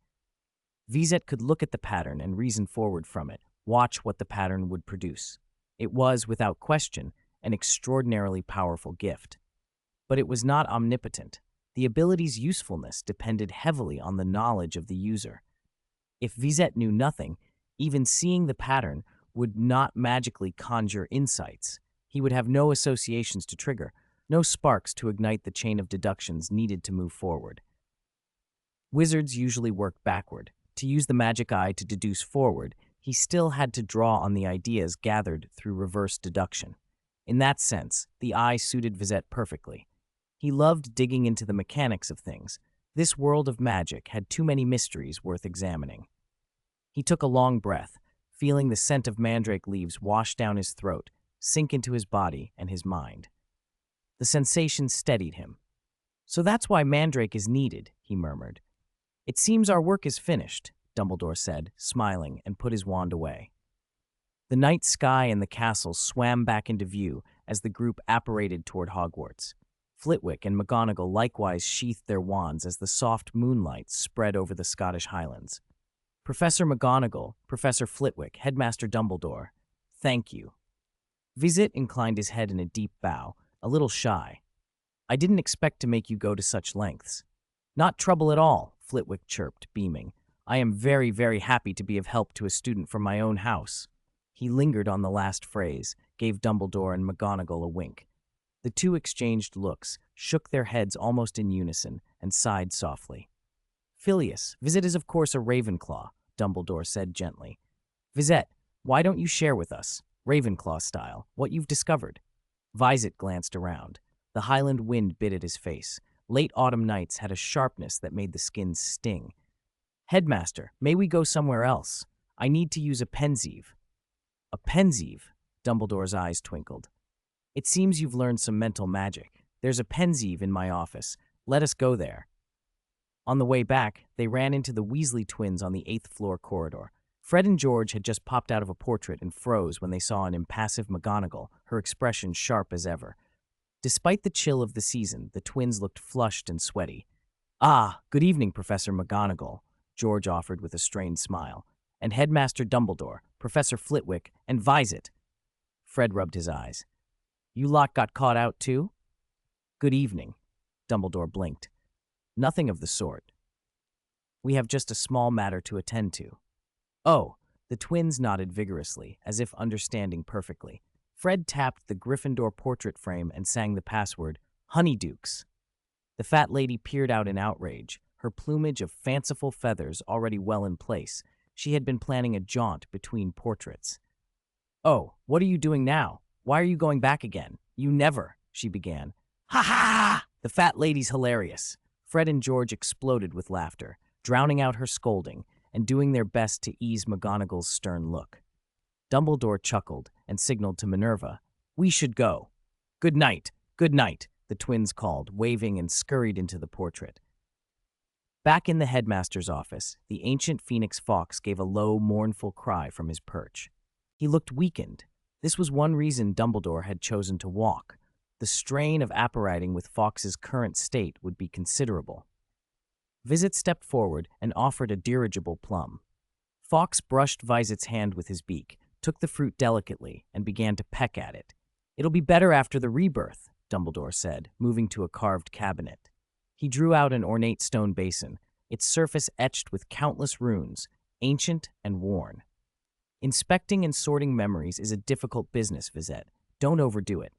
Vizette nodded. "I've learned a spell to extract memories, and I studied the memory charm with Professor Lockhart." "Lockhart?" Flitwick pinched his temples. "He actually did something useful, then?" "Yes," McGonagall said with a small, wry nod. "If only he spared us some of his theatrics in class." Dumbledore glanced at her, amused. Things, it seemed, were proceeding smoothly. Vizette lifted his wand and pressed it lightly to his temple. "Spiritus Memoriae." His movements were deliberate, as if he were arranging thoughts. After a moment, a slender silver thread unwound from his head and drifted down into the pensieve, then dissolved into its surface, smoothing into the memory basin. "A very fine technique," Dumbledore murmured appreciatively. "Come, all of you, let us enter." They immersed themselves in the memory. Immediately, the headmaster and the others sensed its peculiar quality. It lay somewhere between waking life and dream, a liminal space where the objectivity of the pensieve had been taken to an exceptional degree. Dumbledore's voice was soft with awe, even more exquisite than I had imagined. Such a remarkable memory, its subjective coloring is almost entirely removed. 259. Siphon Phenomenon and Anchor Points. To be honest, Vizette felt a little stage fright. The three professors before him were all wizards of exceptional renown. He only wanted to share his observations, but suddenly he found himself worrying about wins and losses. He worried that if he didn't explain himself clearly, he would disappoint Dumbledore and the others who had faith in him. He glanced up and met Dumbledore's eyes. They were bright with encouragement and expectation. That eased him. Vizette let out a small breath. "I learned from some sources that the inner part of a young mandrake leaf is unique.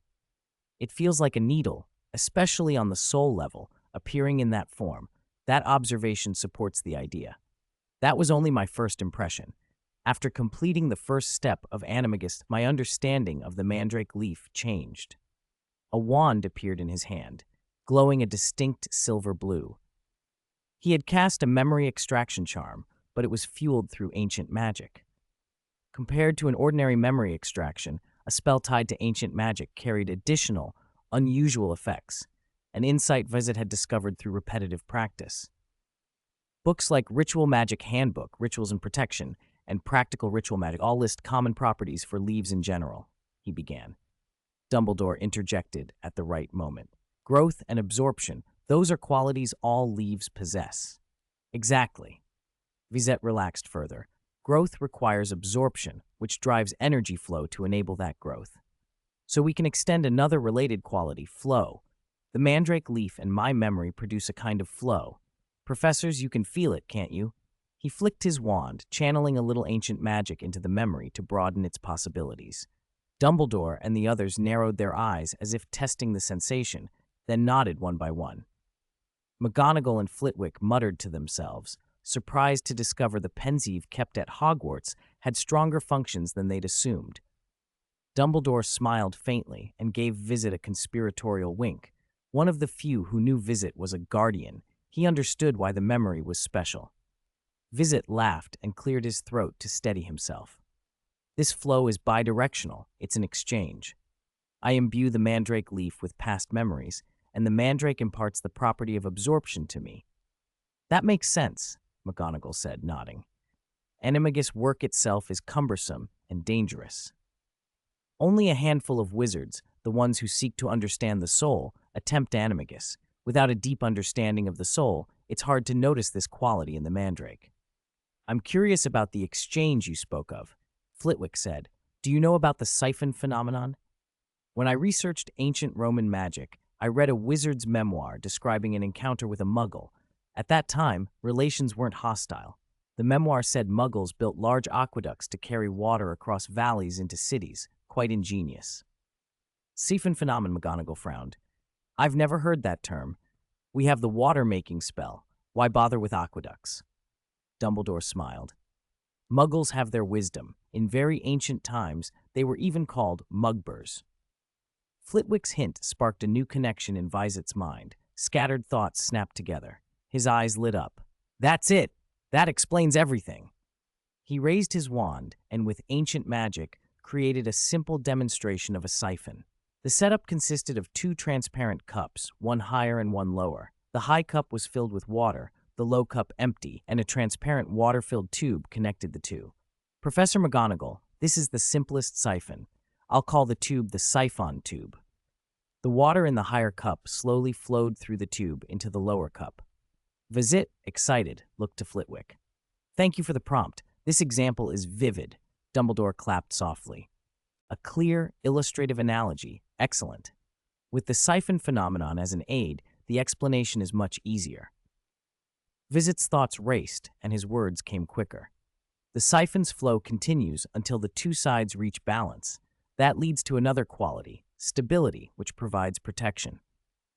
Through this stability, we can explain why the mandrake leaf— he waved his wand and enlarged the curled mandrake leaf.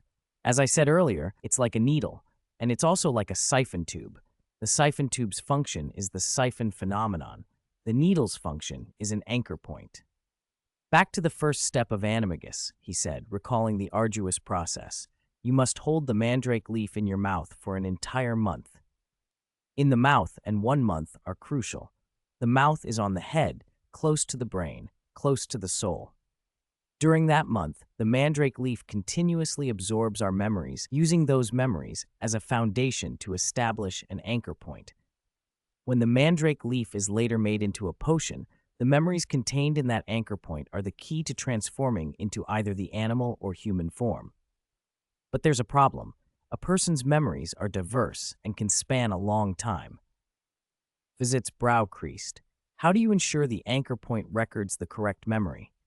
Dumbledore's soft reminder came like a clue. Trace it back to its origin, he suggested. With that hint, Vizette had a sudden realization. The hair.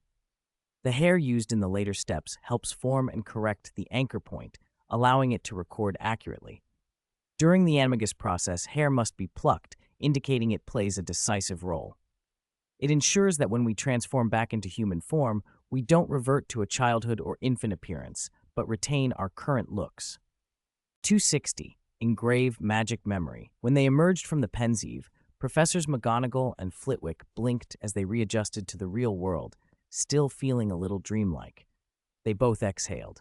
Animagus work is notoriously unpopular, dangerous, and fiendishly complex. Few wizards study it, and even Hogwarts' library held scarce reference material. All the more remarkable, then, that Vizette had deduced so much from just the first stage of the process. His talent was obvious. Vizette, have you thought about writing a paper? Professor McGonagall asked. Publishing a paper? Vizette, still thinking about animagus steps, was a beat slow to reply. Yes, one in Transfiguration Today. McGonagall's voice quickened. Transfiguration Today has a most promising newcomer award. I think you could. That's not the right way to put it, Dumbledore interjected with a grin. It's not just could. If you publish a paper on animagus, you would almost certainly win. Her usual severity softened with a hint of excitement, something of Gryffindor's fighting spirit surfacing. Vizette murmured, Professor McGonagall, I think I can consider writing the paper after I complete the animagus transformation. I analyzed the steps, he added, but if I can actually complete the transformation, the paper will be far more convincing. Indeed, McGonagall nodded. And there are conventions for publishing in Transfiguration Today. The format matters. That'll need to be taken into account. Vizette went on. I have an idea about the animagus steps. Like the way enchanted objects are made, by inscribing runes on a siphon, McGonagall suggested. Inscribing runes? Dumbledore repeated. You mean enchanting it so the resulting animal carries some magical properties? Vizette nodded. Yes, I think the animagus process is, in some ways, similar to making a magical item. One more thing. I'm familiar with mental magic, so the process of embedding memories, at least for me, should be controllable, Vizette continued. So my thought is, could the memories we inject, those pure magical memories, be engraved onto the siphon? I think it's feasible, Dumbledore said encouragingly. It's certainly worth trying. McGonagall and Flitwick both looked concerned. Are there risks? They asked in unison. Vizette already understands the soul. That's one layer of protection, Dumbledore explained. He's mastered mental magic, which provides a second layer. With those two, and his particular experience and obvious talent, I feel confident about this experiment. Flitwick and McGonagall still showed some worry. Dumbledore added, when he reaches the final step, I will be present to make sure nothing goes wrong. Vizette looked a little embarrassed. Will that be too much trouble for you? Of course not, they both replied at once. Dumbledore laughed softly. Any other questions? Yes, Vizette said. Weather charms can change the weather. Could they be used to control lightning? Animagus requires a thunderstorm, and if you wait for one naturally in Ottery St. Catchpole, you might be waiting forever. A thunderstorm conjured by an ordinary weather charm cannot be used for animagus, Dumbledore said.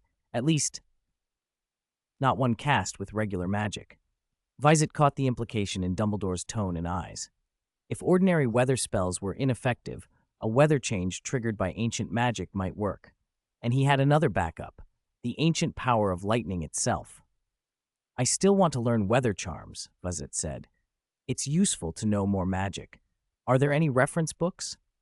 Weather charms aren't difficult, Flitwick said. It's a bit late today, perhaps not ideal for starting now, but if you're interested, come to me anytime and I'll teach you. Vizette nodded eagerly. Professor's time is precious. He was deeply grateful Flitwick would take the trouble to instruct him. Dumbledore stretched and waved a hand. It is late. Everyone should go get some rest.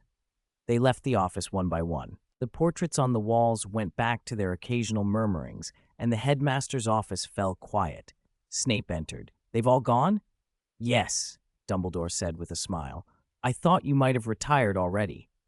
Snape's eyes fell on the Pensieve, which had not been returned to its usual place. He regarded it with casual interest. No mischief tonight, then. Hogwarts is quiet, like someone's died. Vizette is safe, Dumbledore said. Tonight was remarkable. We witnessed the birth of a promising new theory in the Pensieve. You extracted his memories? Snape raised an eyebrow. Of course not. Dumbledore shook his head. He's already competent in the essentials of mental magic and used them himself. He left very little of his own will in the Pensieve. It was a comfortable viewing. Care to try it? Dumbledore asked. I'm not interested. Snape scoffed and took a step back to stand beside the Pensieve. Dumbledore's eyes twinkled. Severus, would you like to borrow it? Snape huffed. Dumbledore leaned forward, voice leisurely. He seems to have found some interesting properties in young mandrake leaves. Curious, are you not?